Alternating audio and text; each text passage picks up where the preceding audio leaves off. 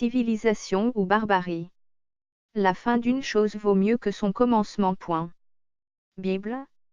Ainsi donc, il vaut mieux commencer pauvre et terminer riche, il vaut mieux commencer sauvage et terminer civilisé. Ils sont loin les temps des grandes civilisations africaines, ils sont loin les temps où les Africains étaient civilisés jusqu'à la moelle et réglaient leurs problèmes consensuellement et fraternellement sous le grand baobab, sans coup férir. Aujourd'hui l'Afrique n'est que ruine, elle n'est plus que désolation. Partout des guerres réelles ou larvées. Partout la fraternité a fait place à la haine tribale. Et la misère nous pousse à l'exil en terre parfois ennemie. N'est-ce pas paradoxal de trouver refuge et sécurité chez des gens qui hier nous cassaillaient et nous traitaient comme du bétail? Mais c'est devenu notre triste réalité, nous jurons par l'Occident et nous voulons tout de l'Occident. C'est là que nous souhaitons vivre. Une caste de politiciens véreux s'est accaparée du continent, insouciante et méchante. Elle nous a imposé la civilisation de la médiocrité, des antivaleurs et du moindre effort. Le vol d'argent public est leur credo, au Congo rive droite on appelle ça, l'Edza le Nua, et ils s'y emploient jour et nuit sans relâche. De mémoire d'homme, on n'a jamais vu une voracité pareille, une haine de leur propre pays comme s'ils l'avaient extorqué à des ennemis. Ils ont transformé le pouvoir et la politique qui sont des lieux de devoir en lieux de réjouissance.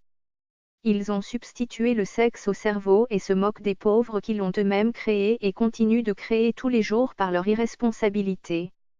Ils roulent dans des rues sales avec leurs grosses cylindrées et ça ne les interroge pas le moins du monde. Est-ce normal que dans nos pays à petits revenus, le personnel politique soit payé presque la même chose voire même bien plus qu'en Occident? Est-ce normal qu'une poignée d'individus amassent 80% des richesses nationales, non par le fruit de leur travail mais par le vol systématique du bien commun? Est-ce normal de priver son pays de l'argent qui devait le faire fonctionner en allant le planquer en terre étrangère? Et ils disent aimer leur pays, oui, tant qu'ils en tirent de quoi faire la fête tous les jours. Certains même se vantent de ne pas porter 2 fois la même chemise. Sont-ils des humains ou des bonoboïdes?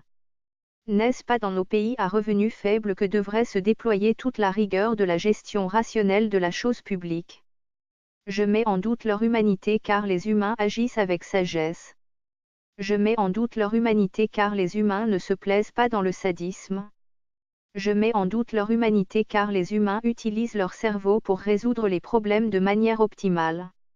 Je mets en doute leur humanité car les humains agissent avec bienveillance les uns envers les autres.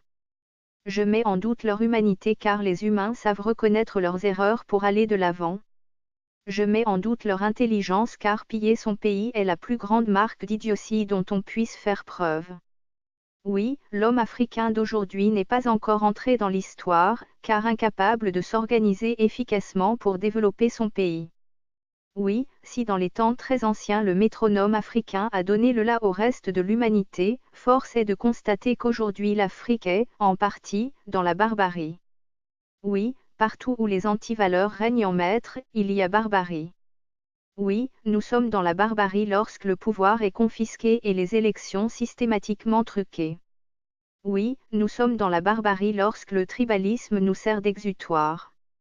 Oui, nous sommes dans la barbarie lorsque nous passons notre temps dans des querelles politiciennes et des guerres civiles à répétition. Oui, nous sommes dans la barbarie lorsque la concussion est érigée en mode de gouvernement. Oui, nous sommes dans la barbarie lorsque notre cerveau ne fonctionne que pour produire du négatif et faire du mal. Oui, nous sommes dans la barbarie lorsque l'injustice est notre quotidien et a fini de ne plus nous offusquer.